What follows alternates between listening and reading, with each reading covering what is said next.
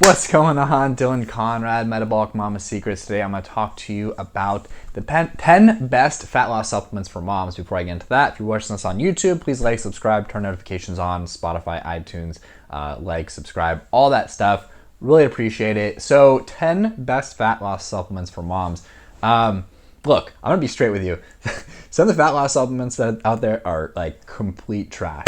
Some are really good. So I'm going to give you from worst to best. In my opinion. And so it's funny because I was watching something on social media the other day and some guru out there was slamming fat loss supplements. And the ones he was slamming were like pretty, they're pretty horrible. But, and they actually didn't work. They're basically like sawdust pills, but, he was kind of like taking all fat loss supplements and saying like they're basically all a hoax, which isn't true. The research is there. Field testing is there in terms of like clients getting results from them, and also psychologically, like the power of the placebo is so high. I think 50% of all the results are placebo. So even if the supplements didn't work, but someone believed that they worked, they're actually going to see better results than someone that didn't. So power of the placebo, maybe it makes you stick to your nutrition better, works out harder, both. Go to sleep earlier, whatever it is, there is some placebo effect happening, even if they didn't work, even if the theory of mechanism with these supplements didn't work.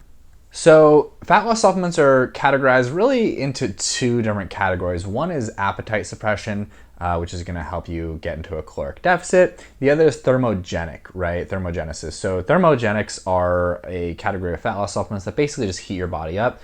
When your body's warmer, you're going to burn more calories. It's kind of like if you've ever had the flu, you're really, really hot, and it makes your body work very inefficiently when you're hot. So you have to use a lot of energy to do the same exact thing. And that's why when you have the flu, and it's like the hardest thing ever walking upstairs and you're just like so hot, but you lose body fat and weight typically after, that's the reason why.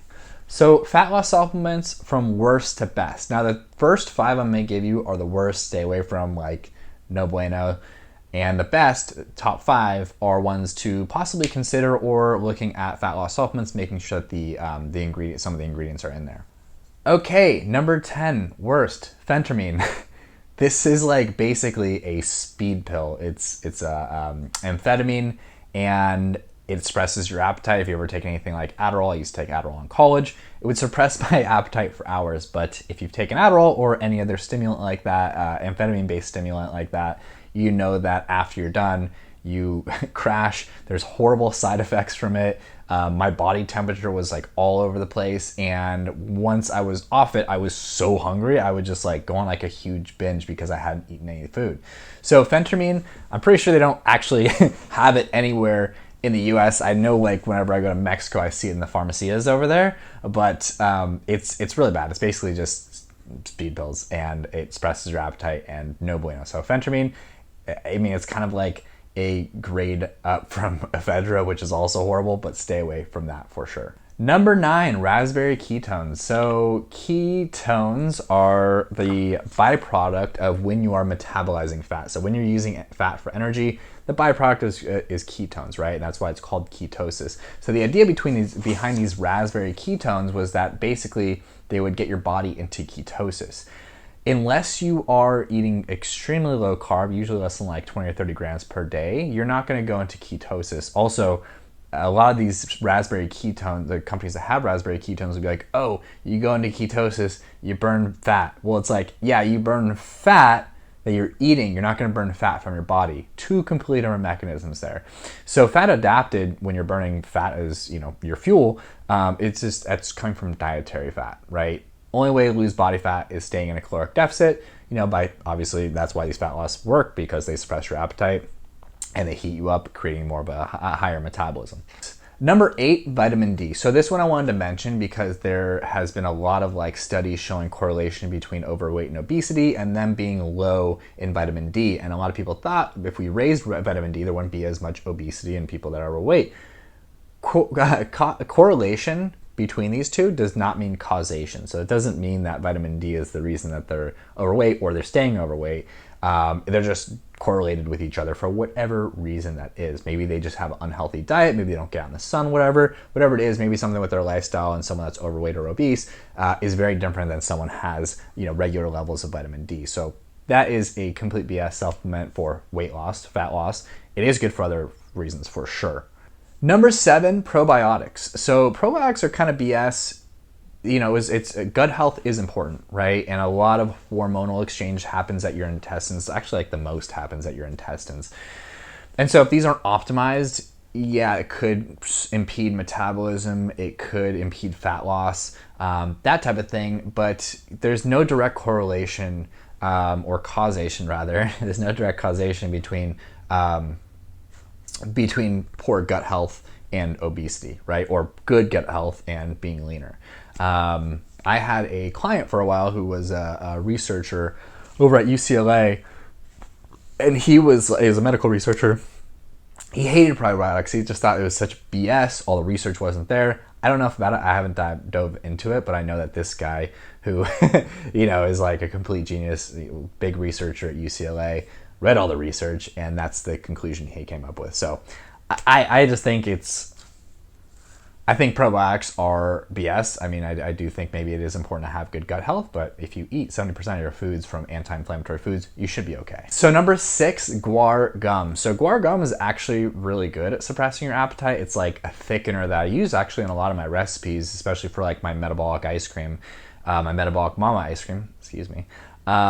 It's really good in that it's like a thickener, so it thickens whatever you're like usually using in the blender, and like it'll thicken that whatever you're eating up, which will expand your stomach and all that stuff. But the side effects are horrible. So like it does suppress your appetite, but side effects of like I get the worst gas ever, but also like a lot of people report diarrhea, cramps, indigestion, whatever it is. It's like really bad for your stomach. So definitely, if you do use that one, like I do, very, very moderate, like very, very small amounts is totally fine. But if you get gas from it, like just cut it out immediately.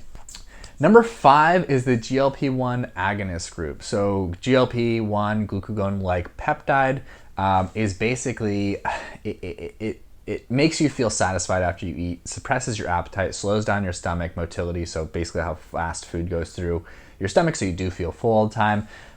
This is one I actually have personal experience with, and this became really, really big, and I wrote a whole article on it about a year ago, with the most efficacious study ever in weight loss drugs. And this was it. So they have actually a couple. They have liraglutide, which is a daily administration, and the way you take it is like a pen, and it comes with like an insulin, little syringe, tiny. They have dulaglutide, which I believe is every other day, and they have semaglutide, which is weekly. I have experience personally with the liraglutide, really suppressed your appetite. The thing that sucked about it was A, it was super expensive. B was that it made me really tired. And also the last thing that sucked about it was your tolerance builds up quick. So you like start very small, and then you like need more and more and more and more. So unless you're like taking days off and doing this strategically, it's really tough. And typically once these people stop the GLP-1, they gain the weight back. So use strategically, it could be really good. If you're using with like a reverse diet, great.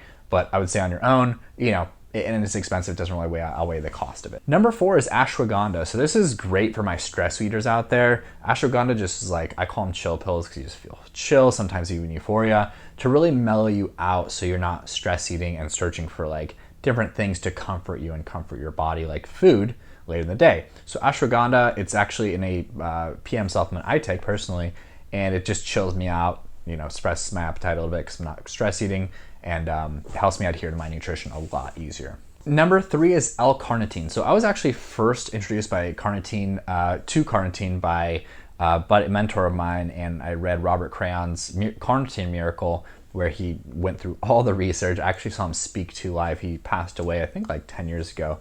But the carnitine is fantastic and very, very research-based, and like a ton of research on fat mobility.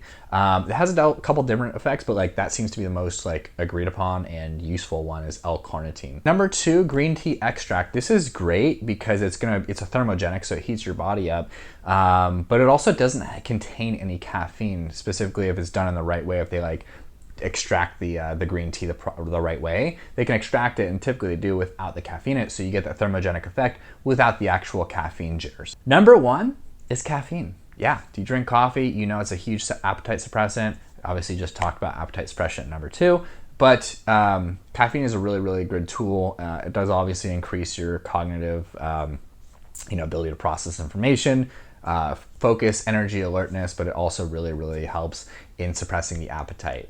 And it's ergogenic aid, and it's cheap and easy.